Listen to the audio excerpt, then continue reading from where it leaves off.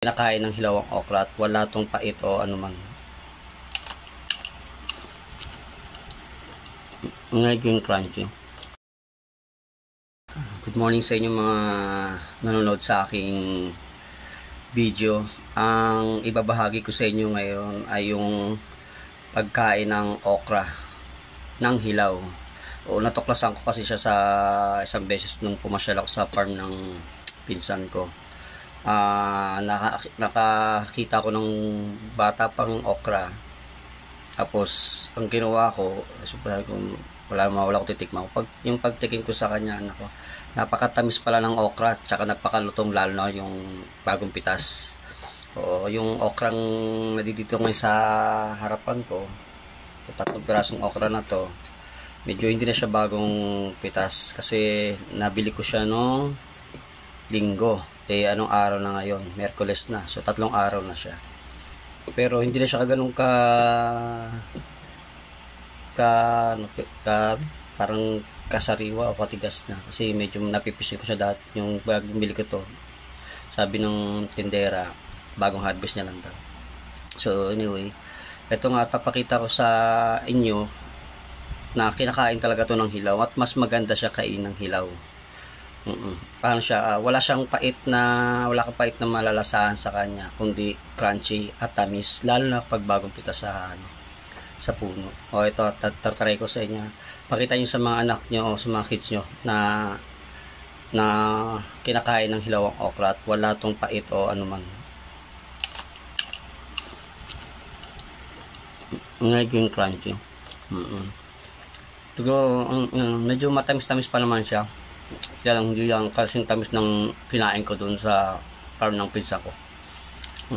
Tapos medyo yun lang yung parang laway niya o ano niya. Yan, medyo maano na mababa tayo. Pero kung mas maganda kung bigyan nyo ng challenge yung kids nyo na pag nakain niya isang okra, bibigyan nyo sila ng gift o ano. Kasi kapag natikman naman niya ito ng isang beses, malalaman niya na yung lasa o ano, magugustuhan niya na. Tsaka sabi nga ni Doc Atoy, shoutout sa iyo Doc, ito idol, na ang okra ay hindi isang gulay, kundi isang prutas. Oo. Ang ganda pa nga nito ang sabi pa niya rin, lalo sa mga kids dyan, na 12 to 15 years old, dapat makakain sila ng okra kahit once a week, 3 piraso. 3 pirasong okra once a week, kailangan makakain sila at malaking may tutulong sa kanilang kalusugan. Tapos ito pa nga mga healthy tips ng okra.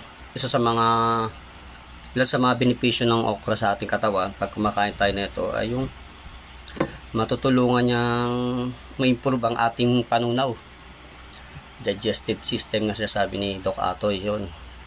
Tapos papalakasin niya pa ang ating immune, lalo sa ating mga katulad mga edad ko ngayon, ganyan, kailangan mga fresh fruit na tayo, fresh gulay na tayo kinakain, o fresh fruit, ganyan. Kasi hindi lang immune, pati sa mata, pampalinaw ng mata yun, at yung panlaban din sa katarata. Yan, kung sa lalabo na yung mata nyo at huwag nyo na hintay magkatarata, ayun, maintain nyo na kumain ng okra. Tapos may diabetes, yan, maganda rin siya. Tapos kidney, yun ang pinakamaganda ngayon sa kidney. Kaya alam nyo naman, ang napakamahal ng